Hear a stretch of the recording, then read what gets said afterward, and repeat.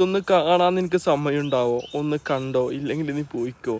എന്തെന്ന് പറഞ്ഞാൽ ഇന്ന് രാവിലെ എനിക്കൊരു വാർത്ത കേട്ടു. എൻ്റെ കണ്ണ് നിറുവരുകയാണ്. കാരണം എന്ത്? ആ വാർത്ത എന്തെന്നറിയുമോ?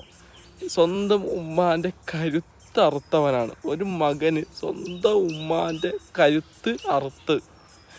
എന്താണ് എനിക്ക് കണ്ണ് നിരി വരിക? കാരണം എന്ത്? നമ്മളൊക്കെ പഴയ കാലങ്ങളിലൊക്കെ ഉമ്മ ഒരു സമയത്ത് എത്താൻ പറയും. വൈകുന്നേരം ഇപ്പോൾ കളിക്കാൻ വിട്ടാൽ 6 മണിക്ക് മുമ്പ് എത്താൻ വേണ്ടി പറയും.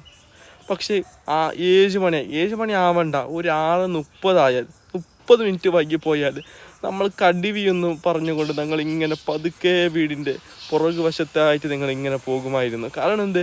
ഉമ്മ എന്തായാലും അടിക്കുമല്ലോ നമ്മൾക്കറിയും. അതുകൊണ്ട് പേടിയായിരുന്നു. ഇന്നത്തെ കാലത്ത് ഉമ്മ നമ്മളെ പേടിക്കുന്ന കാലമാണ്. കാരണം എന്ത്? ഇന്ന് മകനെ പെട്ടെന്നെത്തുന്ന സമയത്ത് വൈകിപ്പോയാൽ ഉമ്മ ഉദ്ദേശിക്കും അവൻ എന്തെങ്കിലും മയക്കുമരുന്നിൻ്റെ അടിമയായി കുറച്ച് വൈകി വരുന്നതാണ്. പക്ഷേ ഇപ്പോൾ അവനെ വന്നിട്ട് എന്നെ കൊലപാതകം ചെയ്യോ, അവന് വന്നിട്ട് എന്നെ അടിക്കോ എന്ന് പേടിച്ചുകൊണ്ട് ഉമ്മ ഇന്ന് വീടിൻ്റെ അകത്ത് ഇരിക്കുകയാണ്. കാരണം എന്ത്? പണ്ടൊക്കെ ഞങ്ങൾ ഉമ്മാനെ പേടിച്ചുകൊണ്ടായിരുന്നു. ഇന്നത്തെ കാലത്ത് ഉമ്മ മക്കളെ പേടിക്കുകയാണ്. മക്കളെ കയ്യിൽ നിന്ന് അടിവിയൊന്ന് പറഞ്ഞുകൊണ്ട് നിങ്ങൾ സത്യമാണെങ്കിലൊന്ന് ഒന്ന് കമൻറ്റ് ചെയ്യും. കാരണം എന്ത്? ഇന്നത്തെ ജീവിതകാലത്ത് അങ്ങനെ ആയിപ്പോയി. ഇന്നത്തെ രാവിലത്തെ വാർത്ത കേട്ടപ്പോൾ എനിക്ക് വളരെ സങ്കടമാണ്. എന്താണ് മക്കളോട് എനിക്ക് പറയാനുള്ളത്? എന്തിനാണ് ഉമ്മാൻ അങ്ങനെ ചെയ്യുന്നത്?